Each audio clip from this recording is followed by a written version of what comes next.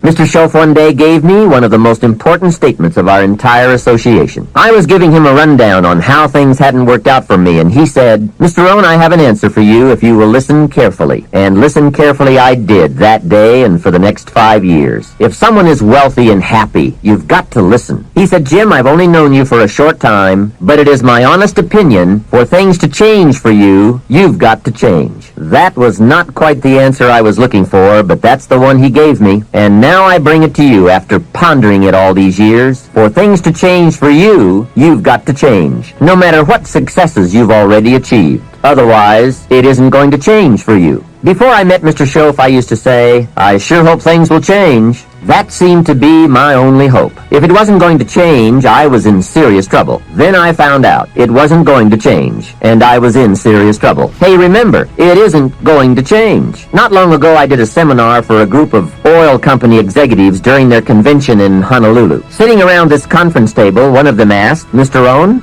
you know some important people around the world. What do you think the next 10 years are going to be like?" I said, "Gentlemen, I do know the right people. I can tell you." So they all listened very carefully. I said, "Gentlemen, based on the people I know, and from the best of my own experience, I've concluded that in the coming 10 years, it's going to be about like it's always been." Aren't you glad you're listening? I don't share that with just everybody. Now, I said that to make a point, but I also said it because it's accurate. It's going to be about like it's always been. The tide comes in, and then what? It goes out. For 6,500 years that we know of, called recorded history, and probably long before that. So it's not likely to change. It gets light, and then what? It turns dark for 6,000 years. We are not to be startled by that now. If the sun goes down and the man says, "What's happened? What's happened?"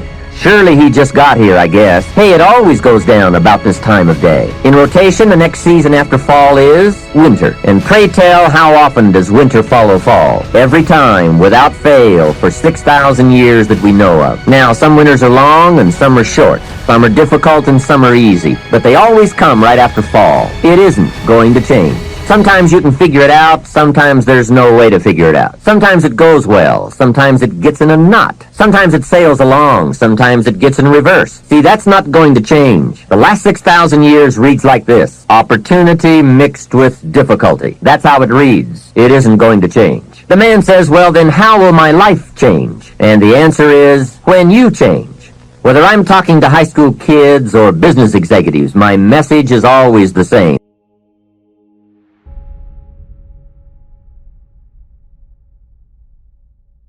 To break a bad habit, smoking, drinking, habitual lateness, being overweight, whatever, the first and most important thing you must do is decide that you really want to change. That is a decision you and only you can make. Without this motivation, no person or procedure will have any significant impact on your behavior. You must decide that you want to take control of your life, that you want to be free, that you want to do things with your life instead of having things done to your life. Secondly, if you need to, get help. Interestingly enough, many people quit their bad habits in the same way they acquired them, by associating with people who share their goals. Alcoholics Anonymous, Gamblers Anonymous, Overeaters Anonymous, literally hundreds of self-help organizations provide just this sort of positive association and support for people with problems. Thirdly, try substitution.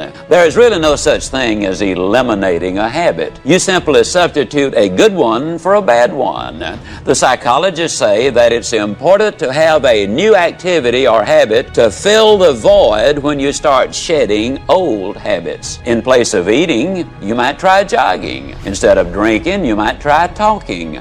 In place of smoking, substitute writing. In other words, don't be unwise in your habits, but rather aspire to maturity and wisdom and keep your mind well and emotions focused on positive ideas. Step number 4, use the psychological technique of imaging, of visualizing yourself as free of that destructive habit. Picture yourself as doing something else, something positive, something winning. And a final suggestion: once you decide to grab hold of a new habit, you will need for a while to force yourself to hold on real tight to hold on to it for all you're worth. Eventually, it will get easier and even become fun. But at first, to make it stick, to turn it into a real good habit, you've got to make yourself do it for at least 21 consecutive days. Do it for 21 consecutive days in a row, and you'll have a real good shot at beginning to live a different kind of life. You might just become a happier, more motivated, excited, and enthusiastic person.